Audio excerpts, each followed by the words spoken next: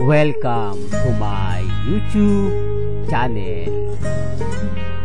Kung bago ka lang sa channel na to at true-blooded Aldab Nation ka, tama po ang channel na pinuntahan mo.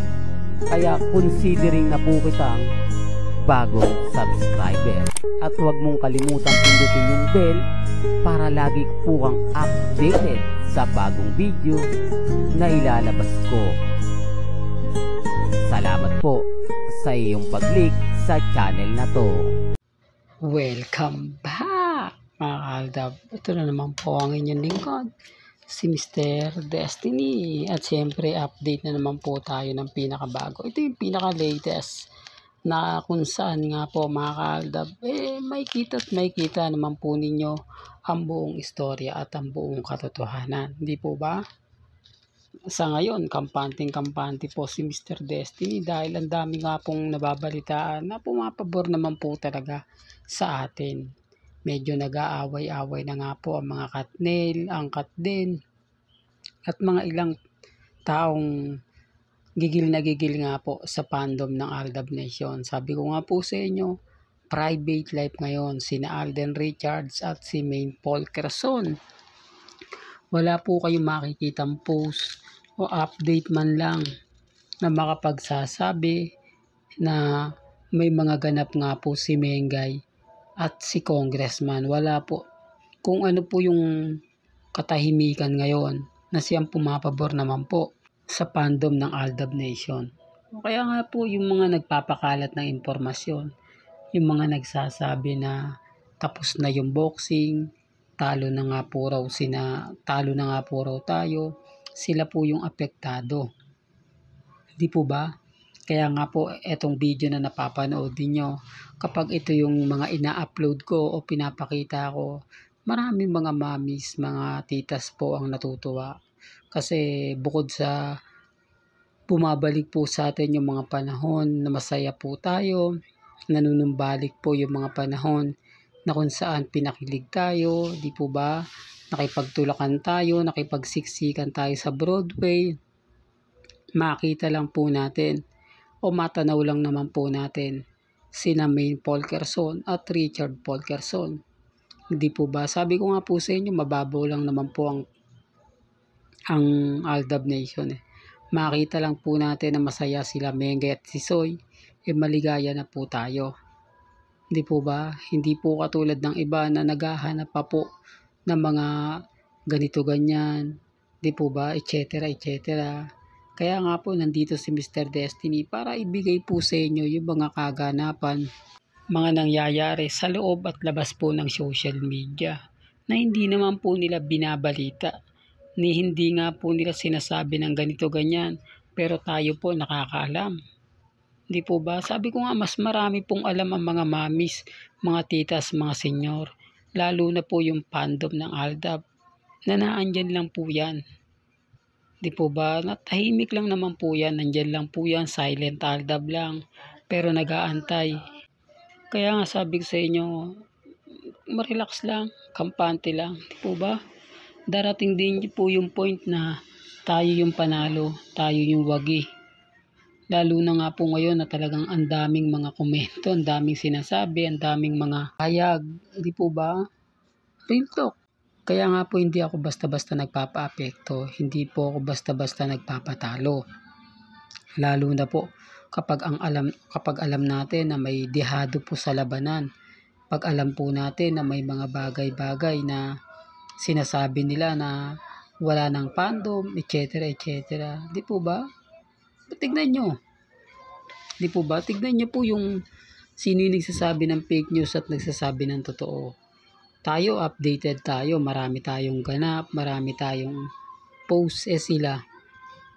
Di po ba? Tama naman po yung sinasabi ko at pinapaliwanag ko Kung malalapit po sila sa pamilya Atayde, pamilya Mendoza, may mga post po sila na literal. Yung talagang updated na updated. Ulitin ko lang po, ganito po din po yung mga panahon ng fandom ng Aldab. Yung malapit po kami sa pamilya Paul Quezon, malapit po kami sa pamilya Mendoza. Masipag po sila magbigay ng post sa ganap kay Mengay. Ganon din po kay Alden Richards, sina Daddy Bay, ang madalas mag-post po sa Twitter. Ito yung mga panahon na hindi pa gaanong active yung Instagram. Ito yung panahon na hindi pa masyado o mas tumataginting pa yung Twitter po ng mga panahon na yon, na kada tingin mo sa social media nangunguna yung Aldab Nation. Totoo naman po, real talk yun mga ka-Aldab, ng mga panahon na sinasabi nila na tayo daw po yung paasa. Hindi po, binibigyan po kami mismo ng ganap ng pamilya Mendoza at pamilya Polkerson. Kaya nga po, kung ikukumpara natin ngayon sa mga fans, lalo na po yung mga main fanatics o yung mga army, hindi po sila nabibigyan ng update man lang ng pamilya Mendoza o pamilya Atayde. Di po ba? Parang bahala kayo sa buhay nyo, ganito ganyan. Di po ba? Pero ito, malapit na naman po yung eleksyon. Gagamitin na naman po nila si Mengay. Gagamitin na naman po ni Ibiang si Mengay para kumbaga dumami yung susuporta. O ganyan yung, eto, real talk to mga ka-Aldab. Pero kapag tinanong mo sa issue nga po, kung bakit hanggang ngayon hindi pa po nagkakaanak sina Mengay at si Congressman Adjo, nyo po ba sagot niya? O para lang po sa kaalaman ng lahat, para lang po sa mga nagtatanong. Ito'y base po sa isang reporter ng taga TV5 na isinulat niya sa kanyang article at sinasabi nga pong kumbaga hinahayaan nga muna daw po ni Ibiang kung ano nga po ba talaga yung gustong mangyari ng dalawa. Kumbaga kung kailan nga po sila magkakaroon, hindi daw po niya pinipilit. Hayaan daw po natin o hayaan daw po na magdesisyon sina Congressman Arjo at si Mengay. O taliwas po sa mga sinabi niya ng una. Di po ba, kung matatandaan niyo yung interview niya kay Ogie Diaz, na kapag nagkaroon o kinasal na at kumbaga nagsama na sila Mengay at si Congressman Arjo, agad-agad hihingi siya ng apo. At yung apo na yon ay itatago daw niya. Kapag may shooting o may ganap sina Mengay at si Congressman, itatago niya. Tama, di po ba? O baka sabihin nyo, fake news na naman ako. Baka sabihin nyo, hindi totoo yan. Walang interview na naganap si Ibiang kay Ogie Diaz. Hindi, for the record lang po. Kaya nga sabi ko sa inyo, lahat po ng mga sinabi ni Ibiang, taliwas po ngayon. Di po ba? Ngayon, kumbaga ang magde-decide na nga po raw si Congressman Arjo. Dati, siya nga po daw yung nag-aapura. Siya nga po yung gustong-gusto ng magkaroon ng apo. Siya pa po yung nagsabing may edad na si Congressman Arjo. Di po ba? Para kumbaga magkaroon na ng anak o nasa tamang edad na para magkaroon ng anak.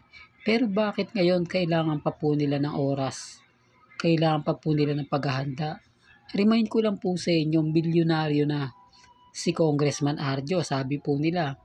At napakayaman na po ni Maine Polkerson. Tamang-tama na nga po ito para magkaroon nga po sila ng anak. Di po ba? At syempre, may edad na si Congressman Arjo. Yan po yung lagi kong sinasabit pa ulit-ulit. Na kumbaga hindi na normal. Di po ba? Kaya nga natatawa na lang po ako Sa bagay mga ka-Aldab, hindi po ako namimilit sa mga taong ayaw pong maniwala.